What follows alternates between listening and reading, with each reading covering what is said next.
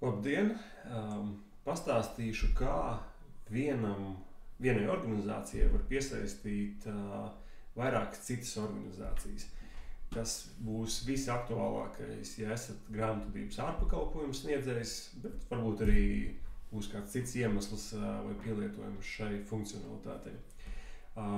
To var izdarīt, ja panākt divos veidos. To var panākt uzreiz veicot uzņēmumu reģistrēšanu, norādot vienā no soļiem, ka pakalpojumu rēķinu būs jāpiestāda jūsu organizācijai, jeb kādai citai organizācijai, nevis to, kuru jūs šobrīd reģistrējat. Piemēram, es veicu tagad uzņēmumu reģistrēšanu, norādu nepatiesus datus demonstrēšanas nolūkos, un lūk, šajā solī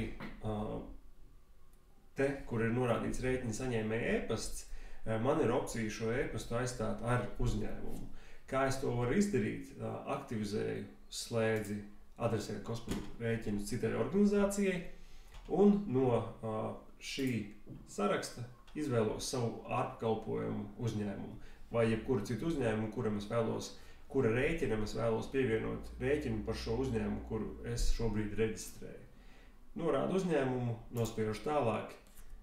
No šī brīža mūsu sistēma zina, ka pakalpojumu rēķinu par uzņēmumu SIA, piemēram, piestādīt uzņēmumam SIA organizācija. Lūk, iziešu vēlreiz uz galveno darba virsmu, un tad otrs veids ir caur iestatījumiem, nospiežot uz zobratiņa un sadaļas maksājumi. Šeit ir tas pats slēdzis, kur mēs tikko ieslēdzām reģistrējot uzņēmumu. Šeit man ir opcija viņu atslēgt. Tādā gadījumā pakalpojumu rēķini tiks sūtīti uz manu e-pastu un uz SIA, piemēram, rekvizītiem.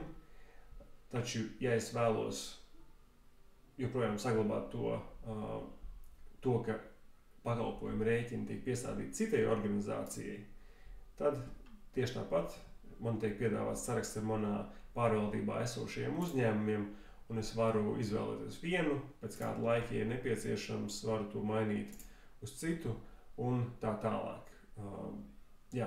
Būtībā tas ir arī viss. Paldies!